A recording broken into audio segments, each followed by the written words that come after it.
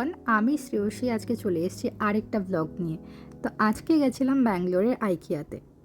ব্যাঙ্গালোরে আইকিয়া হয়েছে খুব বেশি দিন হয়নি, 2022-এই খুলেছে। আর এটা রয়েছে নাগাসান্ড্রাতে। ব্যাঙ্গালোরের যে নাগাসান্ড্রা মেট্রো স্টেশন আছে সেটার সাথে একদম কানেক্টেডভাবে রয়েছে আইকিয়া। পুরো স্টোরটা এতটা বড়, অলমোস্ট 4.5 লাখ স্কোয়ার ফিট জায়গা নিয়ে তৈরি হয়েছে। আর এভরিডে হাজার হাজার মানুষ এখানে শপিং করতে আসে। এমনি ভালো করে দেখতে গেলে ঘুরে মোটামুটি 3-4 ঘন্টা আরামসে লেগে যায়। আইকিয়া দোকানে অনেকেই এসছে, অনেকেই জানে। বেসিক্যালি আইকিয়া একটা সুইডেনের হোম ফার্নিশিং কোম্পানি।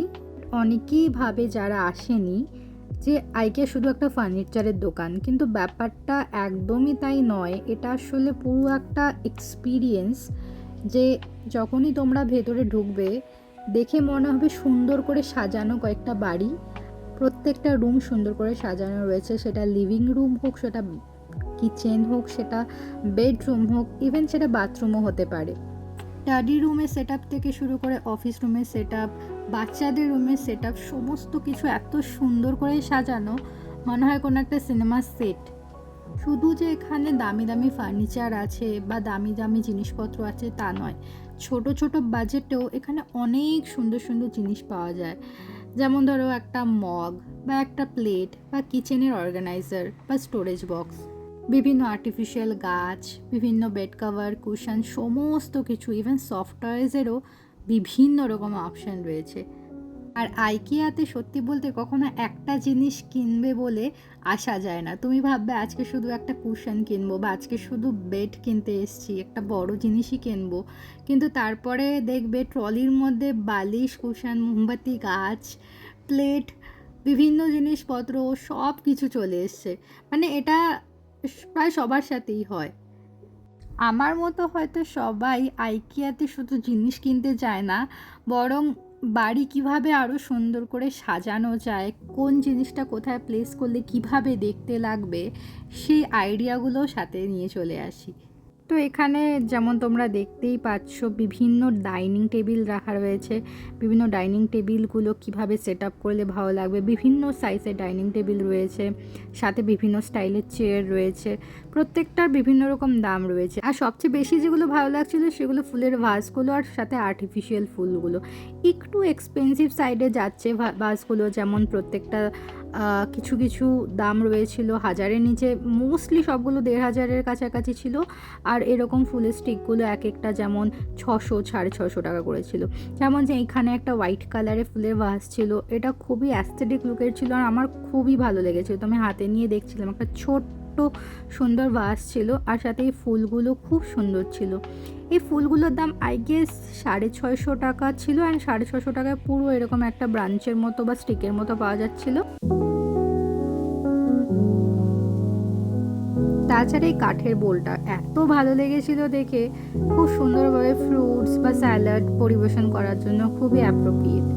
তারপরে এখানে একটা সেট আপ ছিল খুব সুন্দর, উইন্ডোর সামনে এভাবে একটা কোজি সেট আপ ছিল, যেটা বাড়িতে যাদের এরকম উইন্ডো আছে, ওপেন উইন্ডো আছে বা এরকম পুরো ওয়াল জুড়ে উইন্ডো আছে, তারা এইভাবে খুব সুন্দরভাবে সেট আপ করতে পারে। তাছাড়া কিছু কিছু এখানে আর্টিফিশিয়াল পট ছিল, যেগুলো আমার তো খুবই ভালো লাগছিল। আর সত্যি বলতে এই মানে প্ল্যানটা দেখে না বোঝাই যাচ্ছিল না যে এটা আর্টিফিশিয়াল। এইখানে একটা ছোট গেমিং সেট আপের মতো ছিল, যেটা আমার বরের তো খুব পছন্দ হয়েছিল আর আমাকে জিজ্ঞেসও করছিল কবে আমি কিনে দিচ্ছি। তাছাড়া ছিল কিছু কিছু চেয়ার্স বিভিন্ন দামের, 10,000 টাকা থেকে শুরু করে 40-50 হাজার টাকা দামের পর্যন্ত চেয়ার ছিল এখানে। যাদের ওয়ার্ক ফ্রম হোমের সেট আপ থাকে বাড়িতে, বা যারা বাড়ির থেকে কাজ করে, শুধু কাজ করলেই না, বিভিন্ন অফিসিয়াল কাজকর্ম বা পার্সোনাল কাজও এইগুলো চেয়ার অনেকেই ব্যবহার করে। অনেকগুলো কমফোর্টেবল ছিল, আমরা বসে বসে দেখছিলাম। এইখানে ছিল কিছু কিডস রুমের সেট আপ। বাচ্চাগুলো যেন কিডস রুমগুলোতে খুব বেশি এনজয় করছিল, বেডে উঠে লাফালাফি করছে এদিকে। আর সাথে ছিল বিভিন্ন রকমের, বিভিন্ন সাইজের, বিভিন্ন প্রাইসের বেডগুলো এখানে মিনিমাম 10,000 টাকা থেকে দেখছিলাম আপ টু 60-70 থাউজেন্ডের মতো ছিল। কিছু কিছু নিচে স্টোরেজ ছিল, কিছু কিছু উইদাউট স্টোরেজ, কিছু কিছু লোহার বেড ছিল, কিছু কিছু ইঞ্জিনিয়ারিং ওডেরও ছিল। দেখতে বেশি ভালো ছিল, খুব বেশি এক্সপেন্সিভ আমার লাগেনি। যাদের নতুন বাড়ি বা নতুন বেড কেনার প্ল্যানিং আছে একবার ঘুরে দেখে আসতেই পারো, বিভিন্ন রকমের আইডিয়া তোমরা পেয়ে যাবে। আর এই বেডটা আমার খুবই পছন্দ হয়েছিল, খুব সুন্দর কিং সাইজের ছিল আর খুব সফটও ছিল। আর সাথে এই কোজি বেডরুমটাও খুব পছন্দ হয়েছিল। এগুলো যাদের বেডরুমের সাইজ খুবই ছোট, তারা চাইলে এরকম ইন্সপিরেশন নিয়ে এই টাইপের বেডরুম বানানোর কথা বা এরকম বেডরুম ডিজাইন করার কথা ভাবতে পারে। আর এখানে এত সুন্দর সুন্দর কিউট ওয়াল হ্যাঙ্গিংস হুক ছিল না, দেখে আমার খুব ভালো লেগেছিলো। আর এইটা ছিল একটা ওয়াকিং ক্লোশেট, যেখানে খুব সুন্দর করে ক্লোশেটের জামা কাপড় রাখলে কীভাবে দেখতে লাগবে সেরকম একটা এক্সপিরিয়েন্স দেওয়ার জন্য খুব সুন্দর সেট আপ করা ছিল। ওটার দাম অনেক হাই ছিল, আমার একটু বেশি লেগেছে, যেটা অলমোস্ট 2,70,000-এর কাছাকাছি ছিল। তাছাড়া এখানে কিছু কিছু ওয়ার্ড্রপস ছিল, মোটামুটি 30 থেকে 50, 60, 70 হাজার টাকা পর্যন্ত বিভিন্ন প্রাইসিংয়ে বিভিন্ন সাইজের এরকম ওয়ার্ড্রপ ছিল।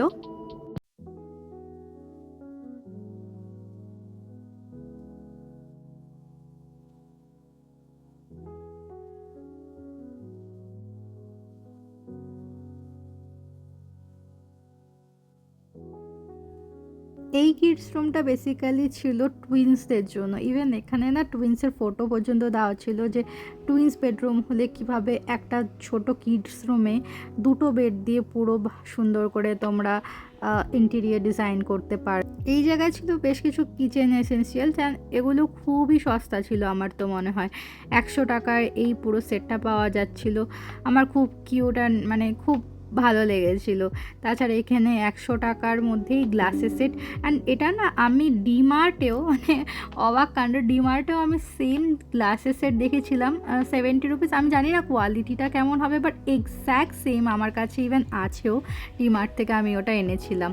তাছাড়া এখানে ছোট ছোট একদম বেবিদের কট ছিল, আর এইখানে কিছু ম্যাট ছিল, ফ্লোর ম্যাট। এগুলো খুব বেশি একটু এক্সপেন্সিভ লাগছিল দামটা, এটা হয়তো বাইরে গিয়েও একটু কম দামে পাওয়া যাবে, এটাই আমার মনে হয়েছিল ওই মুহূর্তে।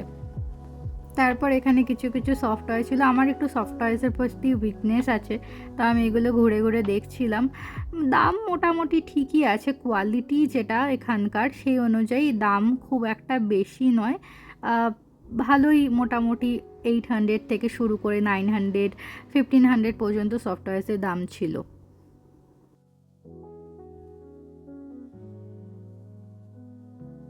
এই যে এখানে কি সুন্দর এই হাতিটা, আমার তো খুব পছন্দ হয়েছিল, যেটার দাম অ্যারাউন্ড 1500-এর মতো ছিল। আমার খুব পছন্দ হয়েছে, আর সারপ্রাইজিংলি না আমি অনেকেই হাতিটা কিনতে দেখেছি।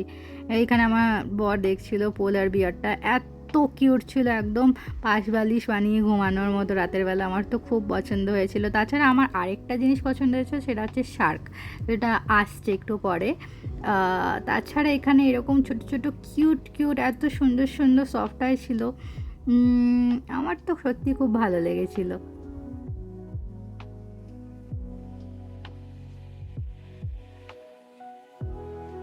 এই যে এই শার্কটা আমার খুব পছন্দ হয়েছিল, 100 সেন্টিমিটার লম্বা ছিল, দাম ছিল অ্যারাউন্ড 1200-এর মতো, কিন্তু আমি কিনিনি এই মুহূর্তে। আমি আমার বরকে বলেছি আমার বার্থডেতে এটা কিনে দিতে, তো আমাকে তখন বার্থডেতে হয়তো কিনে দেবে, নাহলে আমি নিজেকেই নিজে গিফট করে নেব। ওখানে ওই শার্কটারই একটা ছোটো ভার্সনও ছিল, যেটা 579 রুপিস ছিল, কিন্তু আমার বড়টা এত বেশি পছন্দ হয়ে গেছিলো, তো তারপরে আর ওটার প্রতি আর মন টানেনি। এরপরে আমাদের একটু খিদে পেয়ে যায়, কারণ সত্যি বলতে আইকিয়া এত বড় আর ঘুরে দেখতে অনেক সময় লাগে। আমি প্রথমেই বলেছি 3 থেকে 4 ঘন্টা মিনিমাম লাগে। তারপর আমরা এখান থেকে খেতে চলে গেছিলাম, খুব বেশি না, কারণ আমরা যেহেতু সন্ধ্যের দিকে গিয়েছিলাম, একটুখানি স্ন্যাক্স কফির সাথে যেগুলো খাওয়া যায় সেগুলো এখান থেকে কিনে নিচ্ছিলাম। তো বেসিক্যালি এখানে এভাবে ট্রলি নিয়ে ট্রে নিয়ে নিজেদের পছন্দের মতো খাবার উঠিয়ে নিতে হয়। তো এখানে আমরা যেমন চিজ কেক নিয়েছিলাম, এখানে একটা চিকেনের প্যাটি বা স্যান্ডউইচ টাইপের যেটা ছিল এটা নিয়েছিলাম।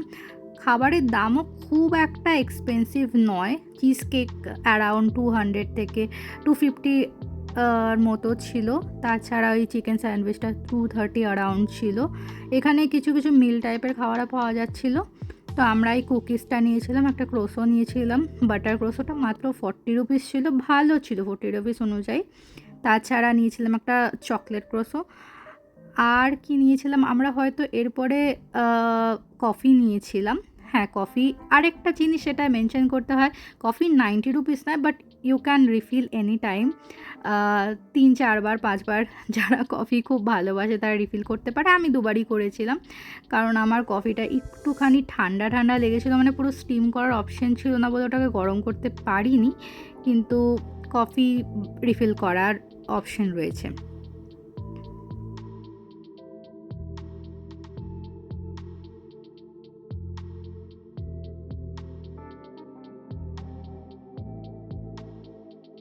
এই যে এখান থেকে আমরা কফি নিয়ে নিচ্ছিলাম, এটা আমাদের ফার্স্ট টাইম ছিল। অ্যান্ড কফি খেতে খেতে আমাদের মনে হয়েছিল আরেকবার কফি রিফিল করে নেওয়া দরকার। এখানে 2 রকমের সুগার ছিল, ব্রাউন সুগারও ছিল, হোয়াইট সুগারও ছিল।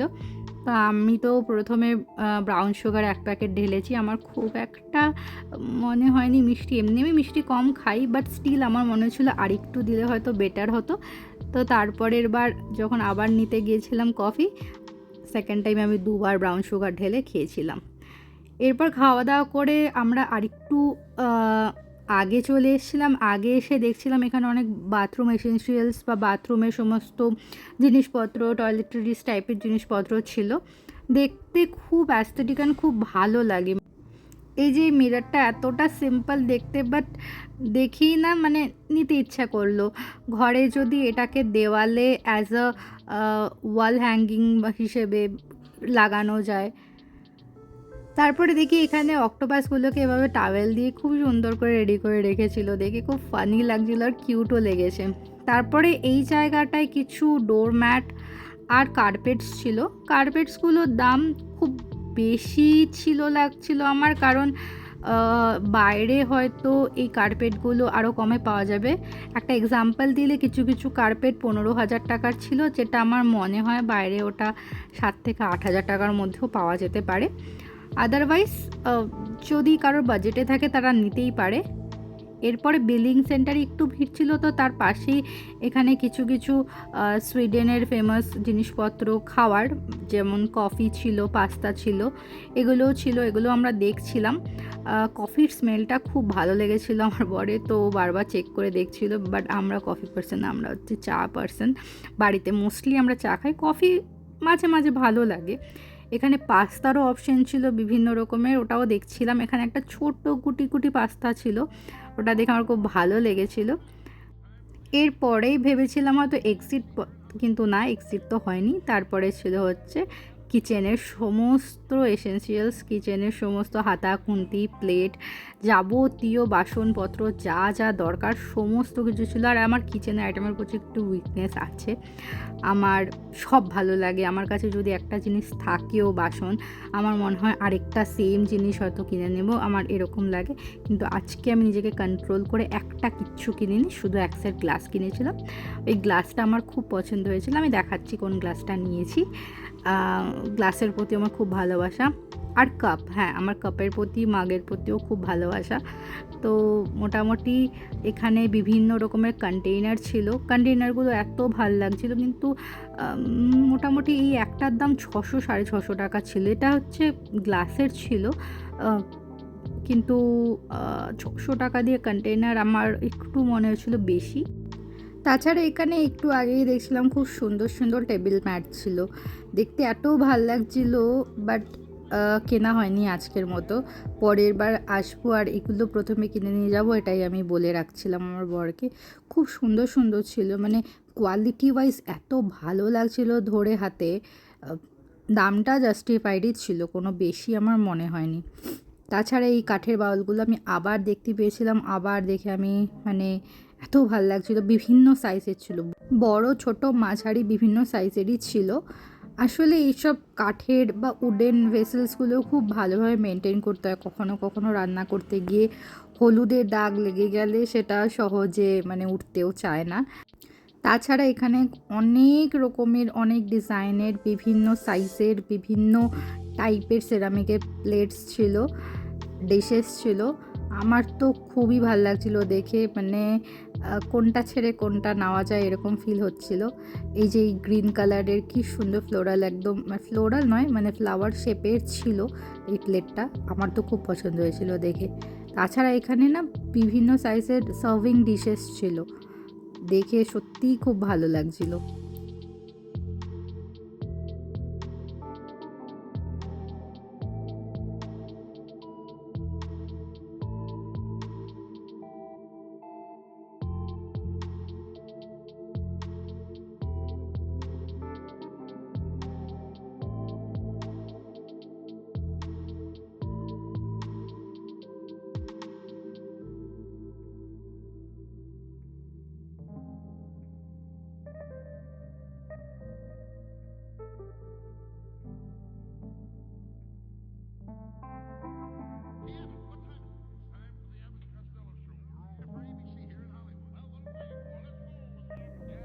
আর এখানে এই গ্লাসগুলো আমার খুব পছন্দ হয়েছিল দেখে। এই গ্লাসটাই আমরা নিয়েছিলাম, 6টা সেট নিয়েছিলাম। তারপরে এখানে অনেকগুলো কুশনস ছিল, বিভিন্ন দামের ছিল। এটা যেমন 300-350 টাকা দামের ছিল, খুব ভাল লাগছিল দেখে, খুব চওড়া, খুব সফটও ছিল।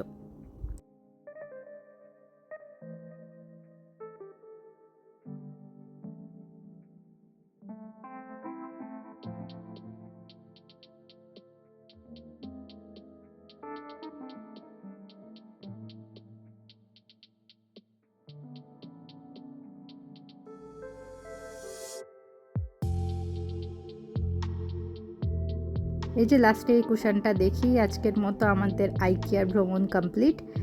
ভিডিওটা ভালো লাগলে প্লিজ লাইক করে দিও, আর অবশ্যই সাবস্ক্রাইব করবে আমার চ্যানেলটা। এরকম আরও নতুন নতুন অনেক সুন্দর সুন্দর ভিডিও নিয়ে আসবো তোমাদের জন্য। আজকের মতো টাটা, দেখা হচ্ছে পরের ব্লগে, বাই।